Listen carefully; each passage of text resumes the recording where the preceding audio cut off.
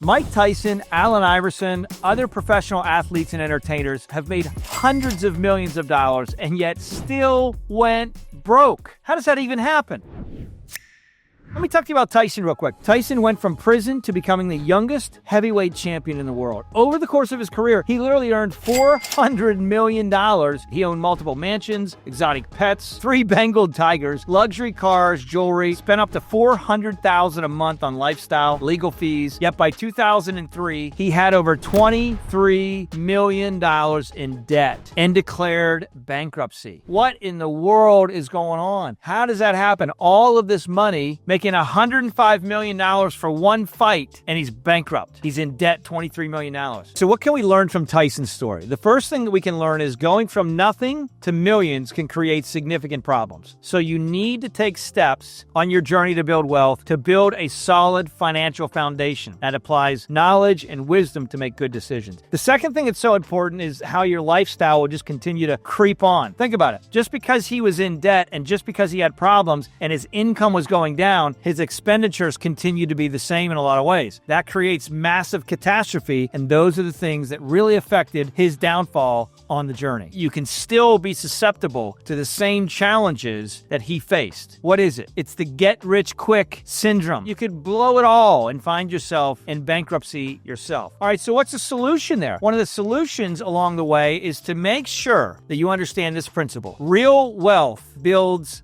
slowly. Now, I know that's not sexy. I know it's not attractive. I know it's not exciting, but it's the truth. Real, sustainable wealth builds slowly. John Maxwell says it this way, which I love. It takes a long time to become an overnight success. So when you take a look at your life, here's the first thing that you can do to evaluate your situation so you don't fall into those pitfalls. Number 1, who are the friends you're hanging with? What do they talk about? What's important to them? How do they spend money? How do they not spend money? Are they taking the monies that they make and are they investing it into their future? Or are they taking money that they make and they're buying what they want now, living only in the moment? Think about that. Evaluate that in your life. So important. Let's talk about Iverson. You may know the name Allen Iverson. Check this out. So Allen signed a deal with Reebok in 2001, for a lifetime income of $800,000 a year plus $32 million in a trust fund. So he couldn't access it until he turns 55 in 2030. A move the brand made to protect him from his own habits. He reportedly blew $1 million in one night on a hotel. Think about that. It covered things like clothing, entertainment, flights, the entourage of over 50 people. He was famous for purchasing a Bentley and gifted it to his teammate. Despite earning over $200 million across his NBA career, Iverson filed bankruptcy in 2012, reportedly telling his wife he couldn't even afford a cheeseburger at one point. Over $200 million,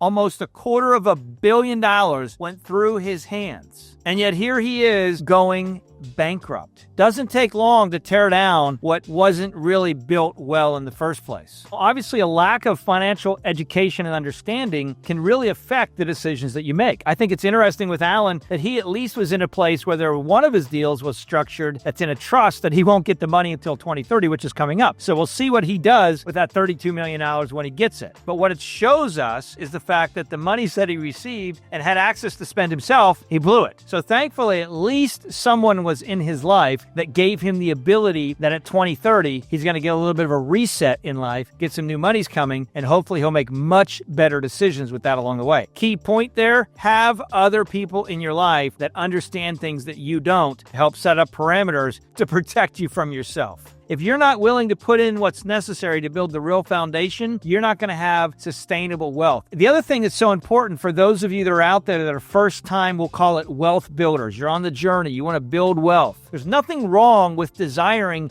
to build wealth and buy nice things. Now, don't let that be the only focus of your life, because if you do, you'll get distracted by things that you can never fully obtain. You know, Solomon said it's like chasing after the wind. The wisest and wealthiest person that ever lived on the planet. You can read about him in the Bible. It's like chasing after the wind. You can never fully obtain it. So finding happiness and peace of mind along the way, regardless of where you're at in your wealth journey, is important. But there's nothing wrong with going after buying a nicer car, or buying a nicer home or doing all of these things. What is wrong is putting yourself in a situation where you think those things are going to bring you happiness. And that's where you will struggle with the spending disease of more and more. Maybe you don't have $200 million. Maybe you don't have $1 million.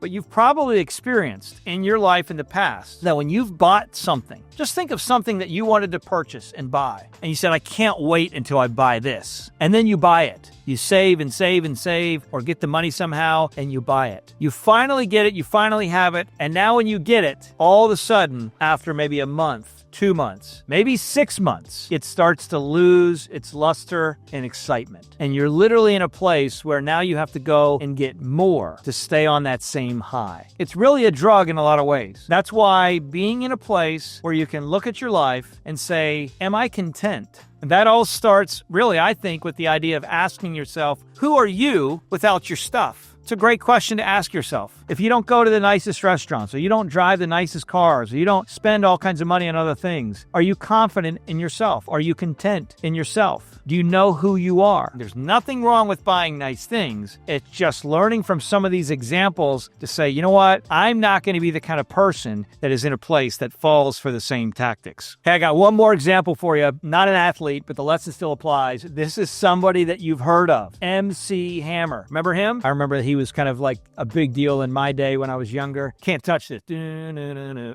that? He can't touch a lot of things right now. No, what's funny is he literally made fun of himself through certain commercials to try and make some more money because he went bankrupt. But let me show you his story. You've seen him dance on stage. You saw the big pants. Here's what happened. In the early 1990s, MC Hammer was the hottest name in hip-hop. He built a 40,000 square foot home in California. Gold-plated gates, private recording studios, record recording booths, etc. Huge swimming pool, $12 to $20 million alone for the pool. Now, what's interesting, he employed over 200 people, including onstage dancers, behind-the-scenes staff, even one personal horse trainer costing $500,000 a month. As album sales fell, he couldn't sustain the lifestyle, and by 1996, he filed bankruptcy with over $13 million in debt, including substantial IRS obligations. He ultimately sold his mansion for $5.3 million, etc., etc. Bottom line is, he says this: the rite of passage that taught him money is nothing if it doesn't bring peace. All right, so obviously MC Hammer was not an athlete, but what can we learn from him? What we can learn is it doesn't take long to go bankrupt. Think about it. It took 6 years for him to be in a situation where financially he was destitute. Make sure that you understand that what you get now may not always come in. Make good decisions around what you have. Here's what's so interesting. When you look at these stories like Iverson and Tyson and MC Hammer and others that have shared the stage of this kind of lots of wealth to no wealth and then in debt, all of them at the end of it, if you've noticed, have actually been in debt. What does that mean? There is one key factor that you see through everyone that's made wealth and loses wealth. One key thing: they all spend more than they make. That's evidenced because they didn't just lose the money they had, they literally were in debt. You wonder yourself, how in the world do you make hundreds of millions of dollars and then you're in a place where you're in debt 10, 15, $20 million?